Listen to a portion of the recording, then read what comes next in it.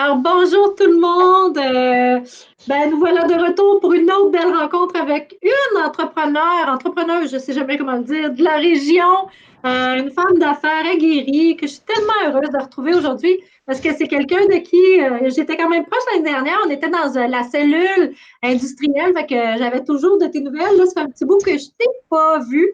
Alors, on est avec Lisa Macri de Hydroculture, présidente d'Hydroculture et les collations Malina.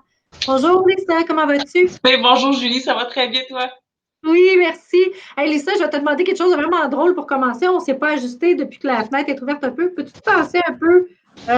Oui, comme ça c'est super. OK. Là, de l'autre bord. On va y Trop. aller. Comme ça, là, ça Ça, c'est c'est bon, merveilleux. je bouge plus. Oui, oui. Donc, comme je disais, Lisa, tu es présidente propriétaire de Hydroculture et Malina. Juste pour situer les gens, moi, j'ai eu le privilège et le bonheur de visiter ton usine. J'adore ça, visiter des usines. La tienne était particulièrement belle. C'est tout récent en plus. Vous avez fait des travaux il y a quelques temps. C'est une entreprise, dans le fond, familiale que vous avez reprise, puis vous avez emménagé dans des beaux locaux et tout ça. Donc, juste pour mettre la table pour les gens qui nous écoutent, qu'est-ce que c'est Hydroculture? Qu'est-ce que c'est Malina? Hydroculture, ça existe depuis 1982.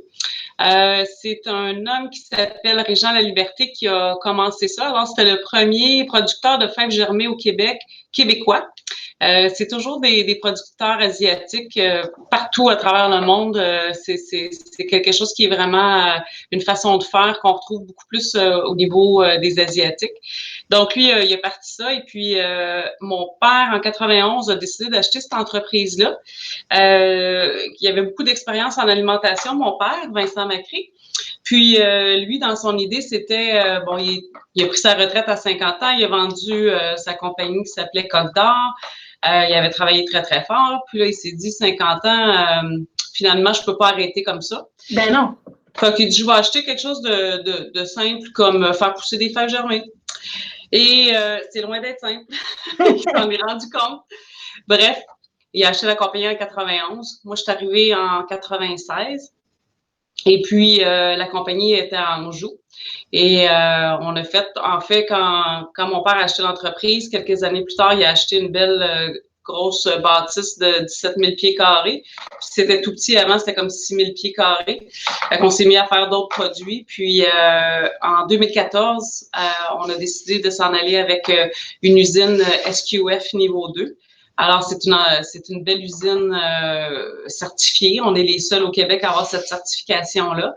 C'est très dispendieux et c'est beaucoup de travail de pouvoir avoir une certification comme celle-là. Par contre, ça ouvre la porte à tous les marchés d'alimentation. C'est ce qui fait ma force à moi au niveau des fèves germées. Alors, on est un gros producteur de fèves germées et autres produits. Puis, on a aussi Malina, c'est des collations santé. Ça existe depuis 2003. C'est une compagnie qui fait des collations en petit format individuel qu'on vend dans les commissions scolaires, entre autres, et on vend aussi en ligne sur malina.ca. Malina, on va l'écrire.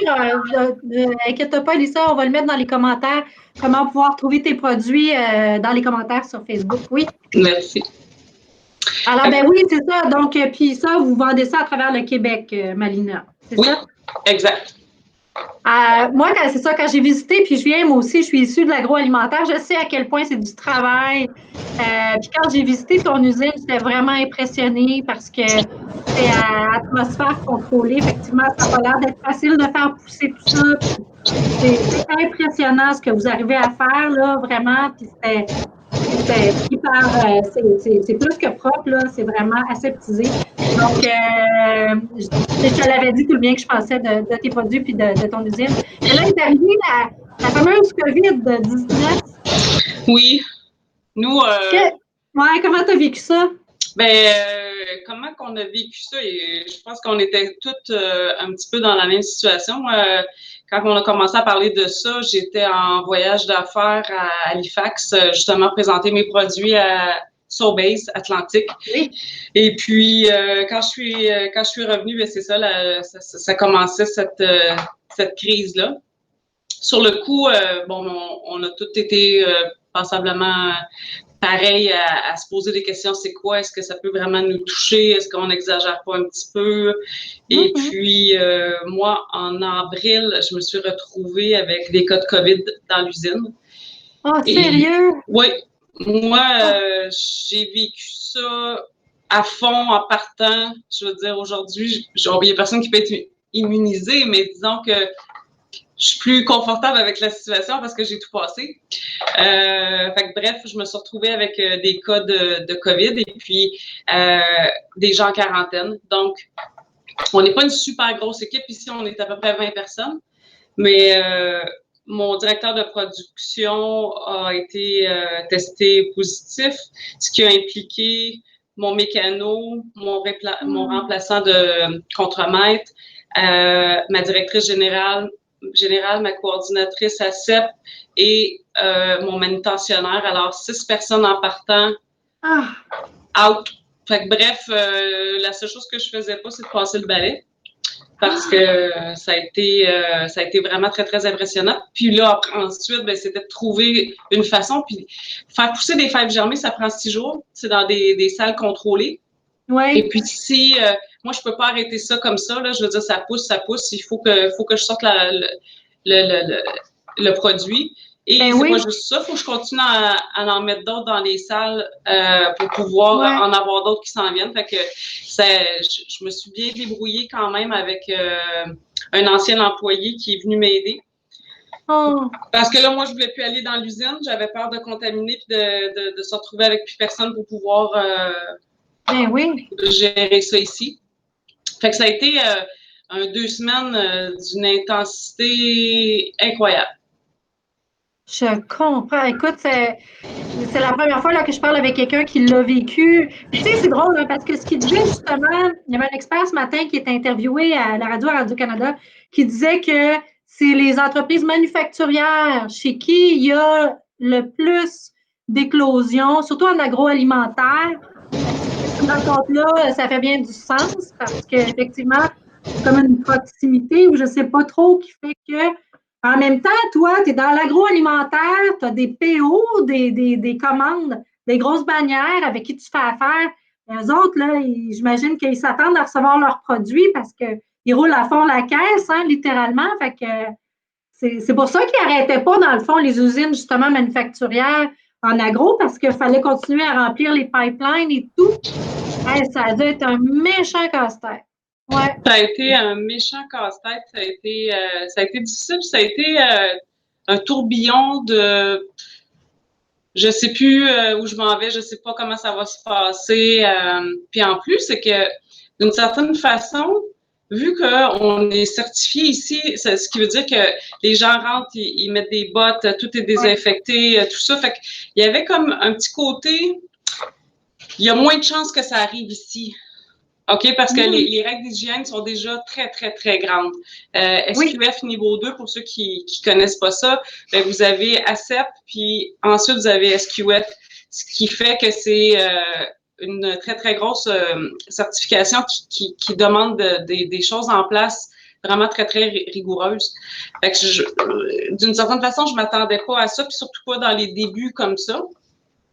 Puis après ça, ben ça s'est pas arrêté dans le fond parce que après ça, il y a eu des gens de la famille, des gens que eux ils ont été plus affectés. Fait qu'on s'est retrouvés pendant. Puis après ça, on avait peur. Fait que la réaction qu'on a eue, ça a été de dire OK, à ce moment-là, ce qu'on va faire, c'est qu'on va faire 2 équipes distinctes qui se croiseront jamais. Fait que ça a été une très bonne stratégie. Par contre, travailler avec juste du temps partiel, ben c'est qu'il n'y a personne qui est responsable de rien. Oui. Fait que ça, c'est lourd. Oui. Tu dois être 24 sur 24, 7 jours sur 7 aux commandes. Puis tu n'as pas dû dormir beaucoup pendant ce temps-là, hein? Ça a été c'est surtout d'être sur le qui-vive. C'est ça le sentiment qui est le plus exigeant. Par contre, j'ai vraiment une très, très belle équipe. J'en suis vraiment fière. Comme je disais, un ancien employé est venu. je l'ai appelé, puis je dis, voici ma situation, serais-tu prêt à venir? Puis c'était loin d'être facile. J'ai mon chauffeur qui m'a dit, regarde, on peut arranger quelque chose. Il est venu faire des heures dans l'usine. On a fait tout ce qu'il y avait à faire, puis ça, je peux dire que ça apporte un certain réconfort de dire, ben, je suis pas tout seul, tu sais. Mais tu sais, depuis que je te connais, pas ce qui me fascine, mais ce que je trouve beau chez toi, c'est à quel point tu es ouverte. Tu parles des vraies affaires, tu nommes les choses. Tu as toujours fait ça. Ça, je te salue parce que ça prend du courage, on va le dire, pour faire ça. Quand tu avais tu sais, tu as éprouvé des problèmes ou des défis particuliers en changeant d'usine, justement, puis tu as nommé les choses, tu les as dites et tes clients t'ont suivi. Ils t'ont jamais lâché. Puis c'est un peu la même chose avec tes employés aussi. C'est beau. C'est tout à ton honneur, ça, vraiment. C'est gentil. Mais moi, vrai. je pense que, tu sais, d'arriver puis autant, on parlait un peu de ce qu'on allait parler aujourd'hui, puis bon, je pense que les sujets, c'est justement le COVID, qu'est-ce que ça a apporté, l'impact que ça a sur les entreprises d'ici. Moi, je sais qu'il y a plusieurs choses qui sont un peu tabous, que les gens n'osent pas parler, mais le découragement, de dire je me sens dépassée. Puis en fait, là, c'est que quand tu es entrepreneur, tu as l'habitude de contrôler. Ouais. Puis là, il fallait être capable de dire je ne contrôle pas tout. Je ne sais pas exactement où ce que je m'en vais. Puis je dirais même que moi, il y a eu un moment donné où il a fallu que je me dise pour ma santé mentale, il a fallu que je me dise ben écoute, Lisa, si tu fais pas d'argent, t'en feras pas, puis c'est tout. Ça, c'est dur. Parce que il y a personne qui peut avoir cette pensée-là. Je veux dire, des entrepreneurs, c'est des gens qui se battent continuellement. C'est beaucoup plus dur que n'importe quoi. Il faut que tu ailles toujours dans l'idée, il faut que je sois rentable, il faut que j'aille une profitabilité, j'ai des chiffres à montrer, puis tout ça. Puis moi, je suis chanceuse, j'ai quand même beaucoup d'expérience. Ça fait 24 ans déjà.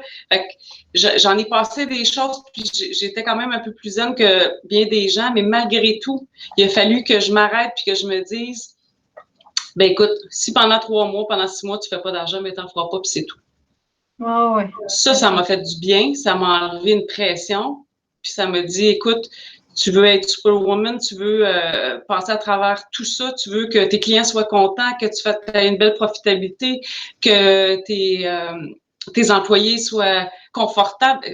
C'est impossible. Tu peux pas tout faire ça dans un milieu que tu connais même pas en ce moment, là.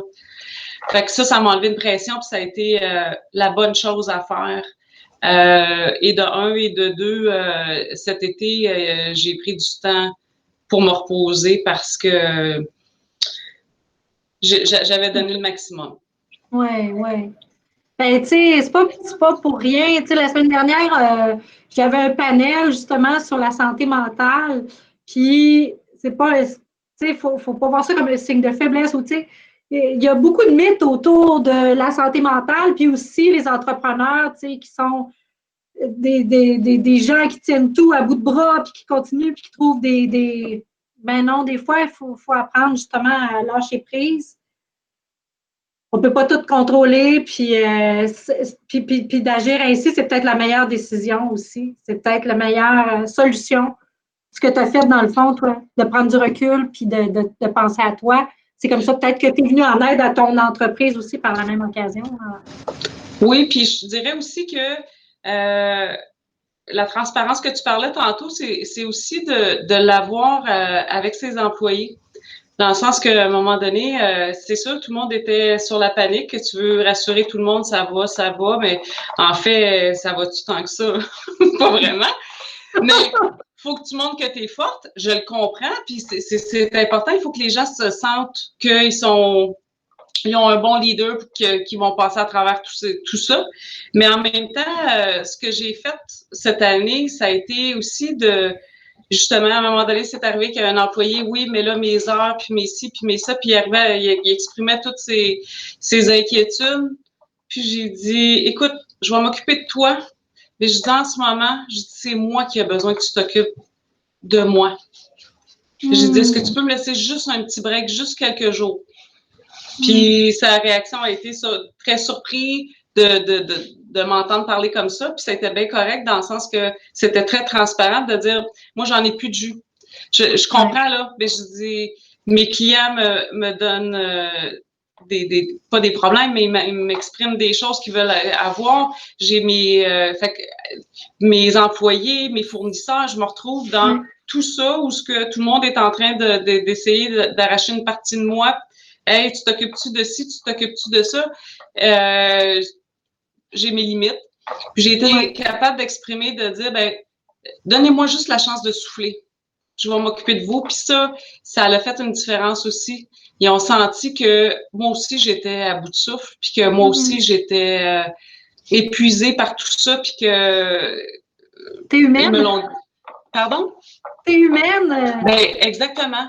Ça a été vraiment très, très positif. Puis ils me l'ont dit, tu nous as donné le courage de passer à travers tout ça parce que on te voyait, toi, pédaler, puis faire tout ce qu'il y avait à faire.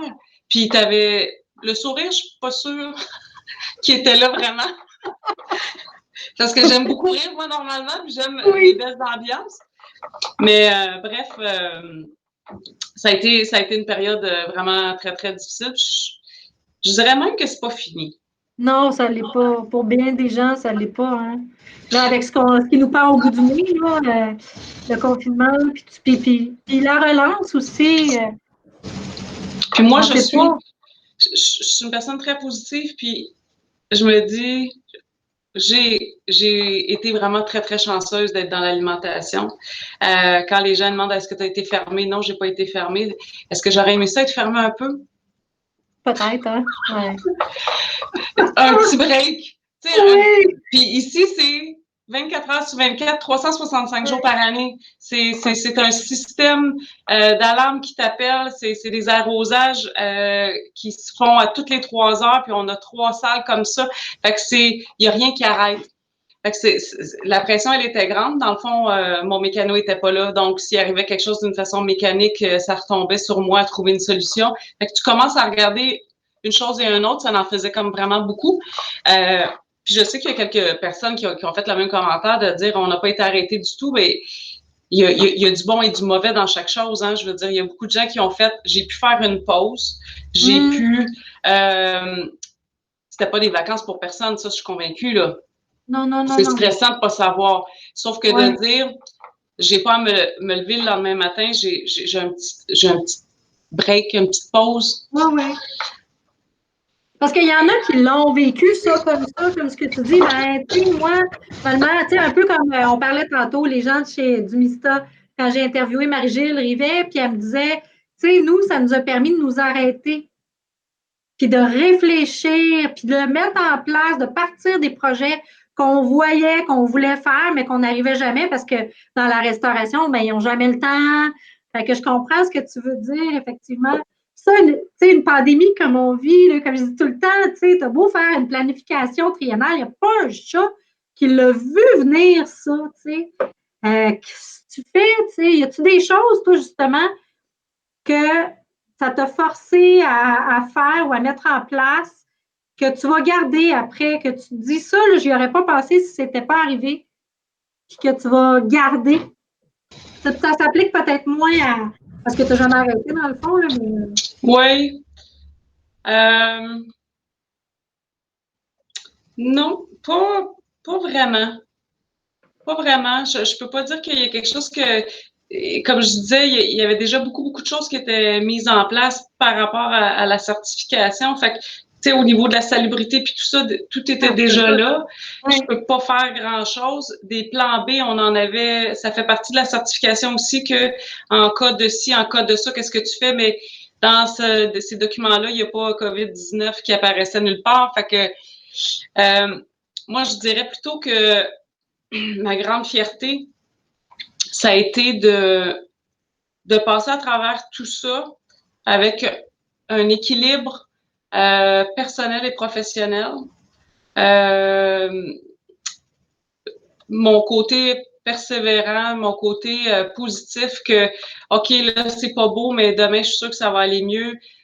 Tout ça, je savais que j'avais ces qualités-là par tout ce qui s'est passé. Oui, par toutes les années qui ont passé, puis que ça n'a pas toujours été un petit chemin tranquille, hydroculture, ni Mélina. Fait que, bref, je savais, mais ça l'a revalidé ça. Puis de dire, hey, je suis fière. Je suis fière d'avoir passé à travers tout ça. Puis j'ai pas attendu que quelqu'un me le dise. Puis ça, c'est rare, hein, parce que souvent, là, on est gêné de le dire, comme si on était imbu de nous-mêmes ou quoi que ce soit, mais je ne l'ai pas écrit dans le journal, rien, là. J'ai juste dit. C'est pas rien. T'es une battante, hein? Puis effectivement, le parcours que tu as eu, je pense que tu n'aurais pas réussi à passer au travers. T'as jamais lâché, t'es une visionnaire, puis t'es une battante, puis c'est probablement ça, effectivement, que la COVID est venue te confirmer aussi. Puis elle est venue peut-être t'apprendre à faire attention à toi aussi par la bande. Oui, puis deux choses positives de tout ça, parce que je trouve que n'importe quelle histoire, il y a quelque chose de beau.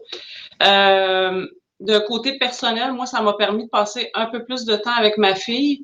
Pas que j'étais avec elle à la maison, mais quand j'arrivais le soir, tu sais, il y avait pas de tuteur, il y avait pas d'aide aux devoirs, de ci, ça. Fait que j'ai passé plus de temps avec elle à voir justement que parce que tout le monde disait qu'elle avait des difficultés puis tout ça, ses notes n'étaient pas extraordinaires, mais dans le fond, il y avait un manque de rigueur de sa part.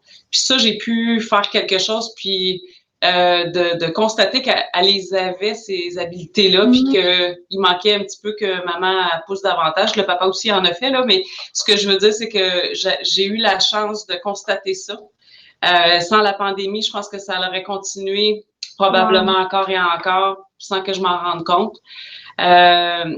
Puis de l'autre côté, au niveau de mon équipe, le côté positif, c'est que souvent les patrons sont dans le bureau, ils font leur petite affaire, puis les gens réalisent pas ou ils les mettent dans une catégorie de peut-être un travail un peu plus facile, puis t'es devant ton ordi, comme si c'était quelque chose de bien simple.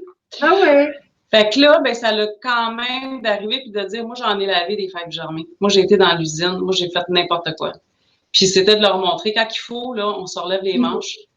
Puis je suis pas là à vous dire quoi faire alors que je serais pas prête à le faire moi-même. Fait que ça a été quelque chose que j'ai pu prouver ça par les circonstances, pas parce que je l'ai choisi, pas parce qu'ils me l'ont demandé, c'est les circonstances, mais il y a quelque chose de beau là-dedans. Tellement, tellement. C'est tellement vrai. C'est vrai. Je sais que tu as de l'expérience, toi aussi, là. Oui, vraiment. C'est quand c'était le temps de faire les bûches de Noël, là, puis de passer la nuit parce qu'il y avait un PO, puis tout ça, là. On est là, puis envoyez let's go, puis les mains dans la pâte, puis c'est comme ça qu'on remarque aussi les bons capitaines de navire aussi. Je pense, sincèrement. C'est pour ça que tes employés étaient là pour te donner un coup de main, même si ils en avaient plein les bottines. Hey, Lisa, le temps passe tellement vite, ça n'a même pas de sens. Ça fait 25 minutes qu'on jase, tu vois. T'es tellement enrichissante, t'es une belle personne. Bref, je suis très heureuse de t'avoir accueillie dans mes... C'est super gentil, Julie. C'est vrai. C'est toujours un plaisir. J'ai tellement hâte que les cellules recommencent parce que c'est un très bel échange. Puis s'il y a d'autres gens qui se posent la question, genre, est-ce que j'embarque? Puis tout ça, c'est quelque chose d'extraordinaire. Moi, j'ai hâte qu'on recommence parce que c'est enrichissant. C'est justement cet échange-là que des fois, on a de la difficulté à avoir entre nous, de dire, ben, il y a des difficultés, mais il y a aussi des choses positives qui arrivent, puis on n'a pas la chance d'en discuter. Fait que c'est sûr que, puis t'es un chef d'orchestre magnifique. Alors. C'est vrai? OK, merci, c'est gentil. Mais c'est toi, là. Écoute, vraiment, je te souhaite de continuer à mener ta barque comme tu le fais si bien. Je t'envoie plein d'énergie. Je te souhaite de te reposer un peu, de continuer à faire attention à toi. Puis j'ai des nouveaux projets. Oh, OK, ben attends un peu. Avant qu'on se dise au revoir, parle-moi-en. Je vais juste dire que je lance une gamme de pesto en début d'année. Oui. OK. Ça fait un bout de temps que je travaille là-dessus. Fait que même avec la pandémie, ça l'a pas empêché de. Fait que ça va être à notre prochaine rencontre qu'on va en discuter. OK. Écoute, avec grand plaisir. Mais tiens-moi au courant, s'il te plaît. Avec plaisir. Fait que je te remercie beaucoup, Lisa. Prends soin de toi. Continue. T'es belle à voir aller. Puis j'ai hâte d'entendre parler de tes pestos et d'y goûter surtout. Super. Un gros merci, Julie. À tout bientôt. À bientôt. Bye bye.